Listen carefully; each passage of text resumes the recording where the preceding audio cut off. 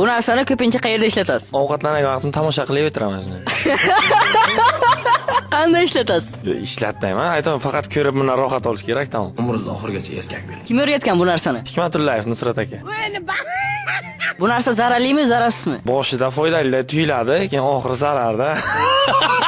Yashirincha bu narsani qayerda ishlatasiz? Hammom kirgan emasman, o'zim bilan birga yonimda yuraydi. Sizga bu narsani biron kishi sovg'a qilganmi? Kecha tasodifan ko'rib qolib, o'zim yoqtirib qo'yib olganman shuni. Haftaga necha marta ishlatasiz? Har ertalab zavtrga qarab o'tiraman. Bu narsasiz yashay olasizmi? Ha, yashayman. Boshqa yigitlarga shuni tavsiya berardingizmi? 50% yigitlarga tavsiya beraman, kimlardir yoqmasligi mumkin-da bu narsa. Dadangiz shu narsani ishlatganlarmi? Dadam ishlatmagan, mesela kerak. Arqa darvozangni himoyada. Yo'q, bu narsa bor. Jamoangizdan bu narsani kimga sovg'a qilardingiz? Sadilor Realga beramiz. Uy bilan. Rasm bemalol ko'rishingiz mumkin. Assalomu alaykum, multga. Dadam ishlatgan ekanlar uni menga nisbatan. Yaxshi, barchaga Omad tilaymiz. Majid TV kuzatib boring.